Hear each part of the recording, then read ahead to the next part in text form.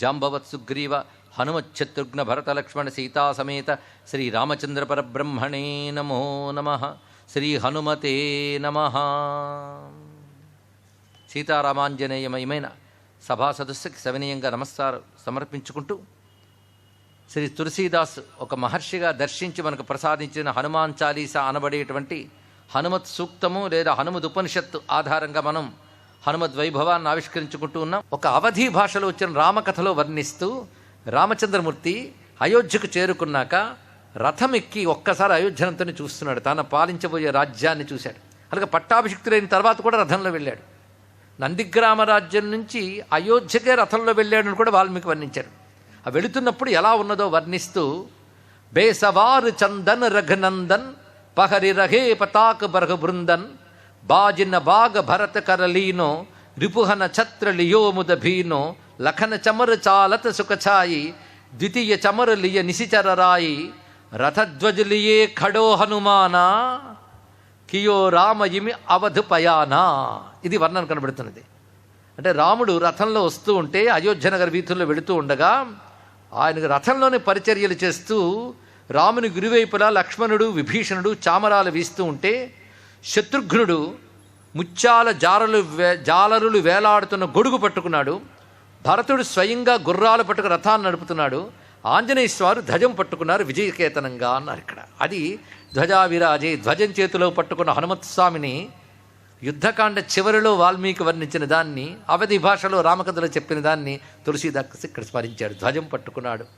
దీన్ని బట్టి ఆత్ వజ్ర ఔ ధ్వజావిరాజే, వజ్రాయుధం పట్టుకున్నాడు అనగానే మనకు తెలుస్తున్నది ఏమిటంటే దేవతలను కూడా శాసించగలవాడు ఇతను.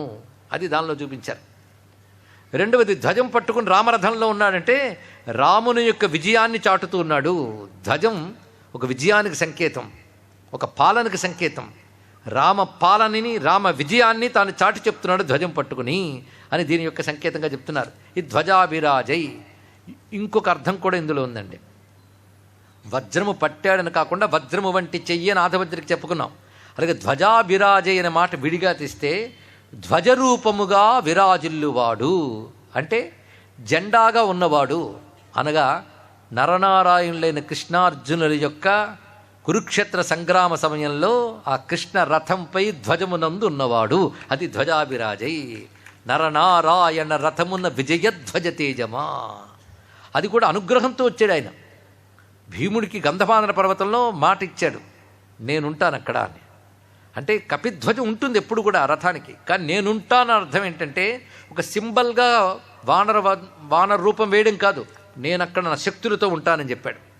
అందుకే అటు ఇటు సైన్యాలు మోహరించినప్పుడు కృష్ణుని రథంపై ధ్వజం రెపరెపలాడుతుందట. భీష్మద్రోణాదులందరూ చూస్తున్నారు. రెపరెపలాడుతున్న రథం మీద హనుమంతుడు గర్జించాడు. ఆయన చుట్టూ ఉన్న భూతగణములు ఆయనతో పాటు గర్జించగానే ఒక్కసారి ఆకాశం కంపించింది అని వర్ణన చేశారండి ఇక్కడ. అంటే ఒక సింబల్లా ఉండడమే కాదు, అడుగడుగున అతను గర్జనలు చూపిస్తాడు. వివిధ సందర్భాలు వర్ణన చేస్తాడు వ్యాస మహాముని మహాభారతంలో. ఇది పరిశీలించవలసింది. కానీ ధ్వజాభిరాజే మాటకి ఇది అర్థం అండి. ఆత్ వజ్ర ఔ ధ్వజాభిరాజే, ధ్వజముగా ఉన్నవాడు, ధ్వజమునందున్నవాడు అని అర్థం కూడా చెప్పుకోవచ్చు. ఇంకొకటి అర్థం ఏంటంటే ఆత్ వజ్ర ఔ ధ్వజాభిరాజే అంటే హస్తమునకు పాదమునకు కూడా కొన్ని దివ్య చిహ్నాలు ఉంటాయి.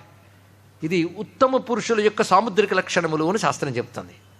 అలాగే స్వామి యొక్క హస్తమునందు వజ్ర చిహ్నము ధ్వజ చిహ్నము కూడా ఉన్నది గనక అటువంటి దివ్య లక్షణములు కలిగిన, దివ్య రేఖలు కలిగిన హస్తం కలవాడు గనక చేతి యందు వజ్రము ధ్వజము అనే సుచిహ్నములు కలిగిన హస్తము కలవాడు గనక ఆత్ వజ్ర ఔ ధ్వజాభిరాజే. ఇది అర్థం అండి.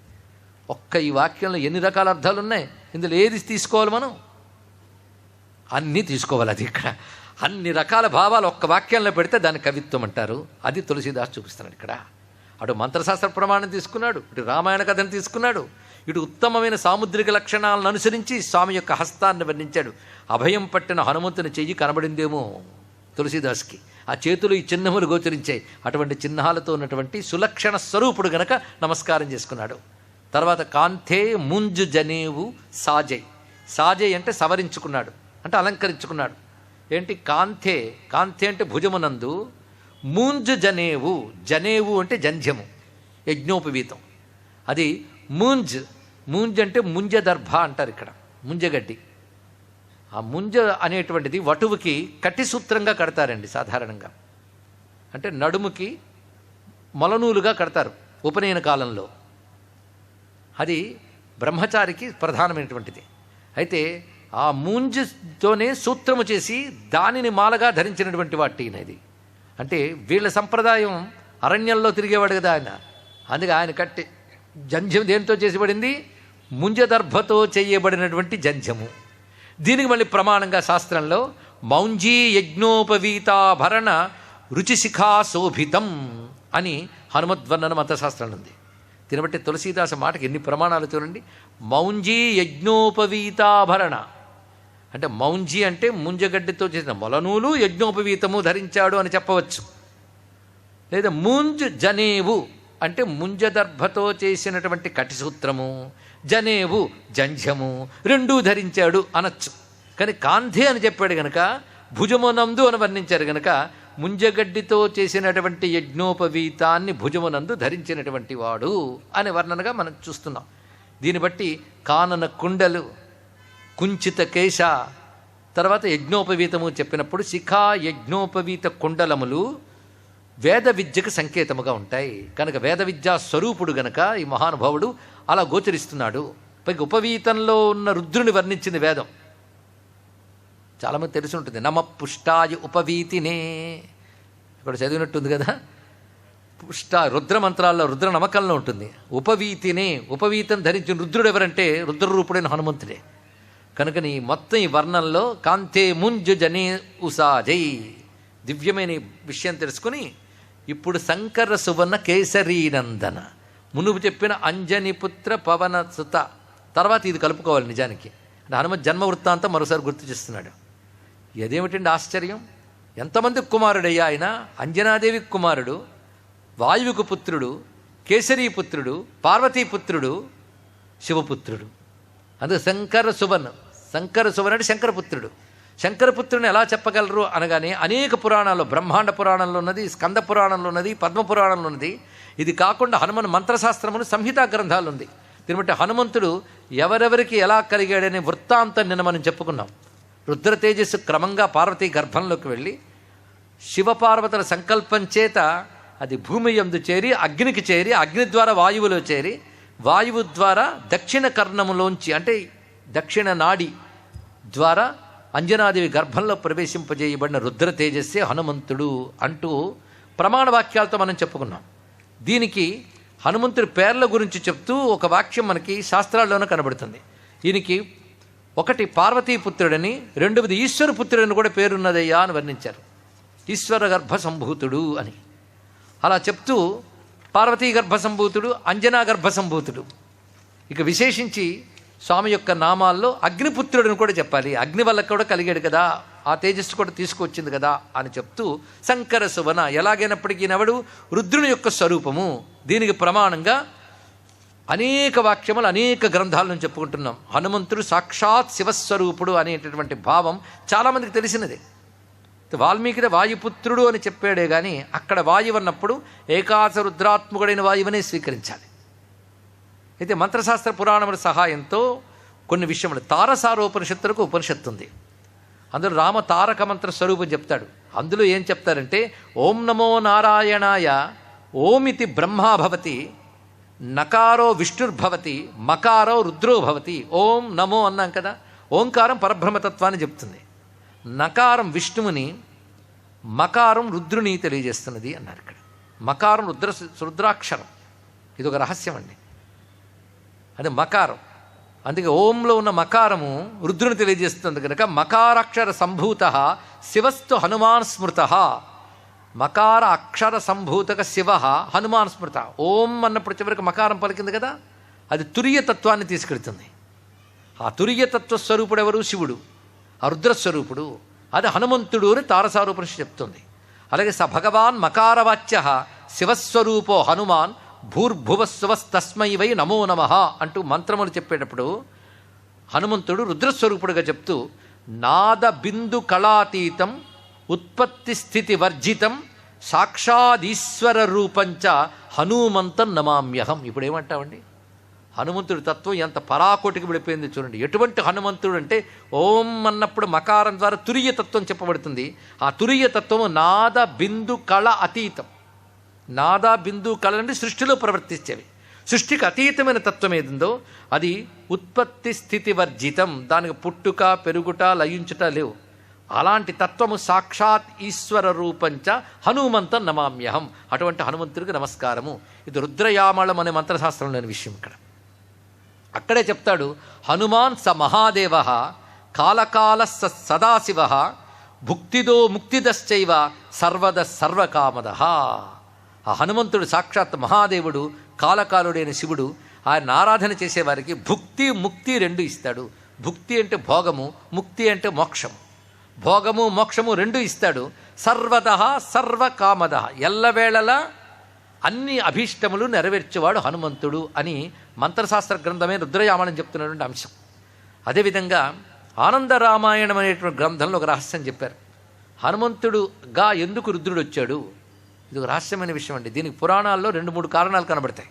ఒకటి ఏమిటంటే, త్రిపురాసుర సంహారం చేసినప్పుడు శివుడు, ఆ శివునికి బాణముగా వచ్చాడు విష్ణువు. దానివల్ల నాకెంత సహాయపడ్డాడు విష్ణువు. విష్ణువు సహాయం లేకపోతే నేను ఈ పని చేయగలనా అనుకున్నట్టు రుద్రుడు. అలా అనుకుని నేను విష్ణువుకి ఏదో చేయాలనుకున్నాడు. పురా త్రిపుర సంహారే స్వబాణత్వముపేయుషే విష్ణవే రామరూపాయ కరిష్యన్ ప్రత్యుపక్రియాం. కనుక నేను విష్ణువుకి ఏదో సహాయం చేయాలి, నాకు త్రిపురాసుర సంహారంలో ఇంత సహాయపడ్డాడు కనుక అనుకుని విష్ణువుతో చెప్పాడు, నువ్వు రాముడిగా అవతరించినప్పుడు నేను నీకు హనుమంతుడిగా వచ్చి సహకరిస్తాను మాట ఇచ్చాడు. ఆ మాట నిలబెట్టుకున్నాడు. ఇది గొప్ప అంశం. అలాగే మరొక కథ మనకి దేవీ పురాణంలో కనబడుతుంది. సతీదేవి శరీరం త్యజించిన తర్వాత ఛాయాసతిగా ఆమె దేహం ఉన్నప్పుడు ఈశ్వరుడు వియోగం తట్టుకోలేక ఆ దేహాన్ని భుజం మీద వేసుకుని ఆనంద తాండవం చేస్తూ క్రమంగా తను మైమరిచిపోయాడు. శివుడు తనను తాను మరిచిపోతే ప్రపంచపు గతి తప్పుతుంది. ఆ సమయంలో ప్రపంచానికి అకాల ప్రళయం వచ్చే పరిస్థితి ఏర్పడింది కనుక దేవతలు విష్ణువుని శరణ వేడితే విష్ణువు అమ్మవారిని ధ్యానం చేశాడు. అమ్మవారు, ఇప్పుడు నీ చక్రంతో నా ఛాయాసతి దేహాన్ని ఖండించు అని చెప్పింది. అప్పుడు ఆయన చక్రాన్ని ప్రయోగిస్తూ ఉండగా ఎంత జాగ్రత్తగా ప్రయోగించారంటే ఆ చప్పుడు శివుడికి వినబడకూడదని. శివుడు పాదమెత్తి నేల మీద కొట్టినప్పుడల్లా చక్రం ప్రయోగిస్తున్నట్టు, ఆ చప్పుట్లో ఈ చప్పుడు కలిసిపోయేటట్టు. అలా మొత్తం మీద అమ్మ దేహాలు ఎక్కడెక్కడ పడ్డాయి శక్తిపీఠాలు అయ్యాయని మనకు కథ కనబడుతుంది. దీని వెనకాల సంకేతార్థం చాలా ఉన్నదండి. శివుణ్ణి ఆధారం చేసుకున్న శక్తి వ్యాపకమయ్యింది. వ్యాపకమే విష్ణువు. విష్ణువు అంటే వ్యాపక స్వభావం కలవాడు కనుక శక్తిని వ్యాపింపజేసినవాడు విష్ణువు. కానీ శివుడు యందు ఉన్న శక్తి విశ్వమంతా వ్యాపించాలే చేసాడు విష్ణువు. ఇది సంకేతార్థం దీనికి. మొత్తానికి ఆ విధంగా అయింది. అంతా అయిన తర్వాత శరీరం అక్కడ లేదు కనుక భుజం తేలికపడింది దానికి. అప్పుడు శివుడు మళ్ళీ స్మృతి తెచ్చుకొని ఏమైంది సతీదేవిని ఆలోచన చేస్తున్నట్టు. అప్పుడు ఆయన ముందుకు వెళ్ళి నిలబడడం చిన్న విషయం కాదు. దేనికైనా సిద్ధమయ్యేవాడు ఒక ఆయన ఉన్నాడు. ఆయన పిలిచాడు విష్ణువు, నువ్వు వెళ్ళవయ్యా అని. ఆయన పేరు నారదుడు. ఆయన పంపించి నువ్వు వెళ్ళి కొంచెం చెప్పవయ్యా, విషయం చెప్పు, ఆయన కొంచెం సర్దుకున్నాక నేను వస్తానే అన్నాడు ఇక్కడ. అప్పుడు నారదుడు వారు వెళ్ళి పరమేశ్వర సదాశివ అని స్తోత్రం చేయడం మొదలెట్టాడు. అప్పుడు శివుడు, ఏమిటి స్తోత్రం, ఎక్కడుంది సతీదేవిని అన్నాడు. అంటే స్వామి లోక కళ్యాణం కోసం ఇలా చేయవలసి వచ్చింది అంటే. అలా కూర్చున్న శివుడు అసలు సతి లేక వియోగంతో నేను బాధపడుతూ ఉంటే ఆఖరికి ఛాయాసతీ దేహం పెట్టుకుని సంతోషపడుతున్న నాకు అది కూడా లేకుండా చేశాడు కనుక ఇతడు కూడా భార్యా వియోగాన్ని అనుభవించుగాక అన్నాడు విష్ణువుని. అని కూర్చున్నా కొంతసేపుడు విష్ణువు వచ్చి అమ్మయ్య అనుకున్నాడు. ఆ కూర్చున్నాక వెంటనే శివుడు అన్నాడు, బాధతో అన్నానయ్యా, శపించేశాను నిన్ను అనవసరంగా. ఎందుకంటే భార్య వియోగం తట్టుకోవడం మహా కష్టం సుమా, నాకు అనుభవం. నా మిత్రుడివి, నా హృదయానివి నువ్వు ఎలా తట్టుకుంటావో నాకు తెలియదు, చాలా బాధగా ఉంది. అంటే బాధపడకయ్యా, నాకు అది అవసరం తర్వాత అవతారానికి. ఇక్కడ ఒక రహస్యం ఉంది, కొందరు పెద్దలైనా తెలుసుకోగలరని చెప్తున్నాం.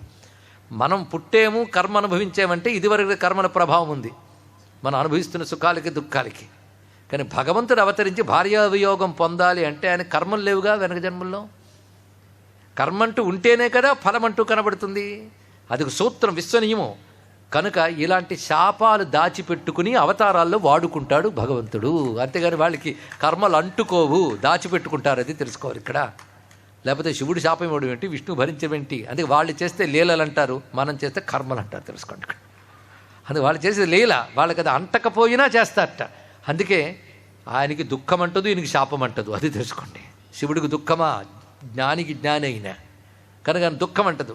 విష్ణువుకి శాపమా? ఆయన పేరు తలుచుకుంటే శాపాలు పోతాయి. దీన్ని లీలలు అంటారు. ఇది అన్వయించుకోక శివుడు గొప్ప, విష్ణువును కొట్టుకోవడం ఉందే దాన్ని అజ్ఞానం అంటారు. తెలుసుకోండి. ఇక్కడ మొత్తానికి ఇప్పుడు చెప్తున్న విషయం ఏమిటి? శివుడు బాధపడ్డాడు. పర్వాలేదయ్యా, నాకు వియోగం కావాలి, తర్వాత జన్మకి ఏది కర్మ అనుకున్నాను, అవతారం కదా పనికొస్తుంది అన్నాడు. అయితే వియోగం తట్టుకోలేం గనక అప్పుడు నేను వచ్చి మీ వియోగాన్ని నేనే పొగొట్టి మీ ఇద్దరిని కలుపుతాను సుమా.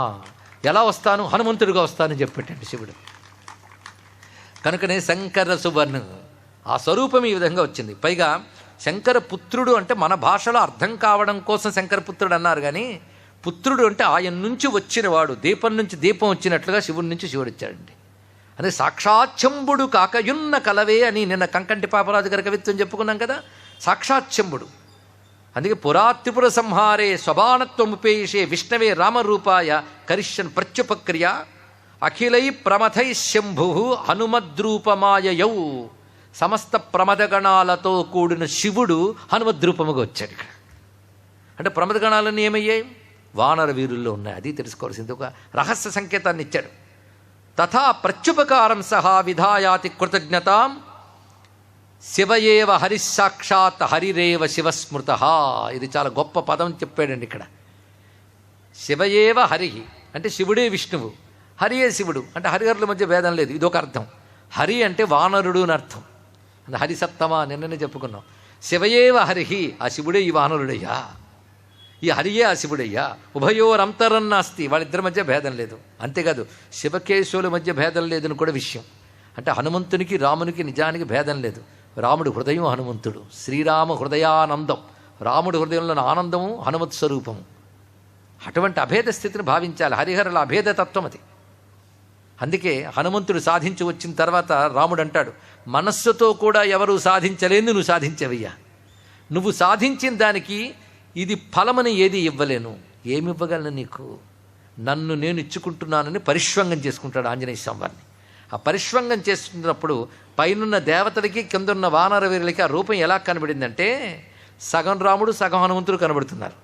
ఇది హరిహరుల ఏకరూపంలో గోచరించిందయ్యా. హనుమద్రామమూర్తి హరిహర అభేదమూర్తిగా గోచరిస్తున్నది. అంతే కదా. రామ అన్నప్పుడు నారాయణాయ, ఓం నమో నారాయణాయలో రా అనే అక్షరము, నమశివాయలో మా అక్షరము కలిసి రామ అయిందన్నారు. మరి మకారహ రుద్రహ అన్నారు. అది నారాయణ మంత్రంలో కనుక రా విష్ణువు, రెండూ కలిసి రాముడు. హరిహరాత్మకమైన నారాయణుడిది ఈ తత్వం. అందుకే ఉపాస్య హనుమత్సంజ్ఞం భోగమోక్షప్రదం రుణాం. హనుమంతుని ఉపాసన భోగము మోక్షము వస్తుంది. అంతేకాదు రుద్రులు, ఏకాదశి రుద్రులు అవతరించారు. ఏకాదశి రుద్రుల్లో ఎవరెవరు ఏమిటో చెప్పిందండి శాస్త్రం. చూడండి. సాక్షాత్ భగవాన్ విష్ణు లక్ష్మీస్తు జనకాత్మజ. భగవానుడిని విష్ణువు రాముడు, లక్ష్మీదేవి సీతమ్మ, సౌమిత్రికి ఫణిరాజోయం. సౌమిత్రి సాక్షాత్ ఆదిశేషువు, రుద్రాశ్చ కపయ స్మృతా. వానర వీరులు రుద్రులు. ఇదేమిటో చిత్రంగా ఉంది. అంటే ఎవరు ఏ రుద్రుడు అయ్యారు చెప్పారు. 11 రుద్రులు ప్రధానంగా ఉన్నారు వానర గణాల్లో. ఒకడు సుగ్రీవుడు. సుగ్రీవుడు సూర్యాంశ అయినా ఆయనలో ఒక రుద్రశక్తి ప్రవేశించి ఉన్నది కనుక ఆయా దేవతాంశాలతో వానర వీరులు వచ్చినా వారి యందు రుద్రశక్తులు 11 ప్రవేశించే. అందులో సుగ్రీవుల్లో వీరభద్రుడు ఉన్నాడు, నలుడిలో శంభుడు అనే రుద్రుడున్నాడు, నీలుడు అనే వానరుల్లో గిరీశుడు అనే రుద్రుడున్నాడు, సుషేణుని యందు మహాయశుడు అనే రుద్రుడున్నాడు, జాంబవంతుని యందు అజయ్ కపాత్ అని చెప్పబడుతున్న రుద్రుడున్నాడు. ఏకాశరుద్రుల పేర్లండి ఇవి. అంగదుని యందు అహిర్బుద్ధినీయుడు అనే రుద్రాంశం ఉన్నది. దధిముఖుని యందు పినాకధారి అయిన రుద్రాంశం ఉన్నది. తారుని యందు అయుతాజీ అయిన రుద్రుడున్నాడు. తరళుడు అనే వానర వీరుడు యందు స్థాణు అనే పేరుతో రుద్రుడున్నాడు. మైందుని యందు భర్గుడని రుద్రుడున్నాడు. ఈ 11 రుద్రులకు మూలమైన రుద్రుడు సాక్షాత్ భగవంతుడిన సదాశివ రుద్రుడే హనుమంతుడు. కానీ వీళ్ళందరూ 11 పరచబడితే మూల రుద్రస్వరూపం సాక్షాత్ శివస్వరూపం ఏదో అది హనుమంతుడు అని మనకి శాస్త్ర ప్రమాణం గోచరిస్తున్నది. ఇలాగా శంకర సువన అన్నప్పుడు హనుమతత్వం ఇంత కనబడుతుంది. అది శివపురాణంలో ప్రత్యేకించి చెప్తున్న మాట. అత పరం శృణుప్రీత్య హనుమచ్చరితం మునే యథాచకారాస హరో లీలాస్తద్రూపతో వరాహ తతశ్చ సమయే తస్మాత్ హనుమానితి నామ భాక్ శంభుర్జజ్ఞే కపితను మహాబల పరాక్రమ. శివపురాణంలోని వాక్యం. శివుడే హనుమంతునికి అవతరించాడని శివుని అవతారములు చెప్తూ హనుమద్ అవతారమునకు అవతారం చెప్పారు. పెద్ద అధ్యాయమే అది, మనం స్మరించుకున్నాం ఇప్పుడు. అదేవిధంగా నారద పురాణంలో లోకోత్తర గుణశ్రీమాన్ పాతు త్రయంబక సంభవ. త్రయంబక సంభవ, త్రయంబకుని నుంచి కలిగినవాడు, అదే శంకర సువన అనే మాటలున్నది. అందుకే హనుమన్ మంత్రరాశిలో హనుమతే రుద్రాత్మకాయ నమః ఇదో మహామంత్రం అండి. దీని బీజాక్షరాలు ఉంటాయి, కానీ సభల్లో బీజాక్షరాలు చెప్పకూడదు. ఎవరైనా జపించేటప్పుడు బీజాక్షరాలు లేకుండా జపించినా నామం ఫలిస్తుంది. అదే శ్రద్ధాళువులైన వారు శ్రీ హనుమతే రుద్రాత్మకాయ నమః అని జపిస్తే చాలు, వాడికి రక్షణ లభిస్తుంది. రుద్రోపాసన ఫలమే హనుమదుపాసన. అందుకే మరొక మంత్రంలో ఓం నమో భగవతే రుద్రాయ సర్వభూతాత్మనే హనుమతే సర్వాత్మ సంయోగ పద్మపీఠాత్మనే నమః. ఇది మంత్రమహార్ణవం అనే మంత్రంలో చెప్పబడింది. అలాగే రుద్రావతార సంసార దుఃఖ భారాపహారక అని హనుమన్ స్తోత్రములు ఎందుకు కూడా గోచరిస్తున్నది. రుద్రమూర్తయే, రుద్రాత్మనే ఇలాంటి నామములతో హనుమ స్తోత్రములు చాలా చాలా గోచరిస్తున్నాయి. అలాగే ఋగ్వేదంలో హనుమత్ సంబంధమైన ఒక మంత్రం నిన్న మనం చెప్పుకున్నాం. రుద్రం రుద్రేషు రుద్రియం హవామహే. రుద్రులయందు రుద్రుడిగా ఉన్నటువంటి హనుమంతుని ఉపాసన చేస్తున్నాము. అది ఇందాక చెప్పిన కథంతా దాన్ని బలపరుస్తున్నది. మరొక చోట మంత్రం చెప్తున్నారు. సదాశివాయ బ్రహ్మరుద్రావతారిణే మృత్యుంజయాయ త్రయంబక త్రిపురాంతక కాలభైరవ ఓం నమో భగవతే ఏకాదశ రుద్రాయ. హనుమంతుని మంత్రమే ఓం నమో భగవతే ఏకాదశ రుద్రాయ సదాశివాయ అని చెప్తున్నారు. అంటే సంపూర్ణమైన శివదేశాయనిదా. అందుకే శంకర సువన కేసరీనందన. ఆ కేసరీనందన అన్నప్పుడు కేసరి యొక్క క్షేత్రము అంజనాదేవి. అందుకే కేసరి యొక్క అనుమతి తీసుకుని ఆయన ఆజ్ఞతో ఆవిడ తపస్సు చేయగా శివ తేజస్సాములో ప్రవేశించింది కనుక కేసరీనందన. ఈ విధంగా ఉన్నటువంటి స్వామిని మనం నమస్కారం చేసుకుంటున్నాం. ఇప్పటి వరకు చెప్పుకున్న స్వరూపము అంత భావన చేస్తే కంచనభరణ బిరాజ సుబేస నుంచి ఇప్పటి వరకు హనుమన్ మూర్తిని మన మనస్సులో ప్రతిష్ఠ చేసుకున్నాం. శ్రీతత్వనిధి అనే గ్రంథంలో స్ఫటికాభం స్వర్ణకాంతిం ద్విభుజంచ కృతాంజలిం కుండలద్వయ సంశోభిముఖాంబుజమహం భజే. లోకం ఉన్నది కుండలద్వయముతో ఉన్నటువంటి రూపం. అలాగే వజ్రాంగం పింగకేశాఢ్యం స్వర్ణకుండల మండితం తప్తచామీకర నిభం విఘ్నం సంవిహితాంజలిం అని మరొక చోట కనబడుతున్నది. ఇలా బహు ఆయుధాలతో హనుమత్ స్వామి వర్ణన మనకి హనుమత్ సంబంధమైన సంహితల్లో గోచరిస్తున్నాయి. ఎన్ని హనుమన్మూర్తులు ఉన్నాయండి. 20 భుజ హనుమంతుడు, 20 చేతులతో ఉన్నటువంటి వాడు ఉన్నాడు. పంచముఖాంజనేయుడు 10 చేతులతో ప్రకాశిస్తూ ఉంటాడు. ద్విభుజములతో ఉన్న ఆంజనేయుడు. ఈ ఆయుధము లేకుండా నమస్కారమే ముద్రగా పట్టినటువంటి హనుమన్మూర్తి ఉన్నది. అలాగే మంత్రమహార్ణం అనే గ్రంథంలో వామహస్త గదాయుక్తం అని వర్ణన ఉందండి. హనుమంతుడి చేతిలో గద ఉందని దానికి ప్రమాణం ఏమిటి అనే ప్రశ్న కొందరు వేస్తే ఆ ప్రమాణం ఇక్కడ చెప్పడం జరుగుతుంది. మంత్రమహార్ణవం అనే గ్రంథంలో ఎడంచేత్తో గద పట్టుకుని కుడి చేత్తో అభయమిస్తున్న హనుమత్ స్వరూప వర్ణన ఉన్నది. కనుక వివిధ మంత్రశాస్త్రముల యందు వివిధ మూర్తులుగా ఉన్న హనుమంతుణ్ణి ఇప్పుడు ఈ హనుమాన్ చాలీసా వర్ణన అనే నెపంతో మనం ఇవాళ ఎన్ని హనుమన్మూర్తుల్ని తలుచుకున్నాం. అటువంటి హనుమన్ మంత్రమూర్తులు మనల్ని రక్షించుగాక, భారతదేశాన్ని సనాతన ధర్మాన్ని రక్షించుగాక అని ప్రార్థిస్తూ స్వస్తి. మంగళం కౌసలేంద్రాయ మహనీయ గుణాత్మనే చక్రవర్తి తనూజాయ సార్వభౌమాయ మంగళం. వేద వేదాంత వేద్యాయ మేఘశ్యామలమూర్తయే పుంసాం మోహనరూపాయ పుణ్యశ్లోకాయ మంగళం. ఆంజనేయం మహావీరం బ్రహ్మ విష్ణు శివాత్మకం తరుణార్కప్రభం శాంతం రామదూతం నమామ్యహం. జాంబవత్ సుగ్రీవ హనుమచ్చత్రుఘ్న లక్ష్మణ భరత సమేత శ్రీ రామచంద్ర పరబ్రహ్మణే నమో నమః. శ్రీ సీతారామచంద్ర స్వామికి, శ్రీ ఆంజనేయ స్వామికి నమః. పార్వతీపతయే హర హర మహాదేవ్.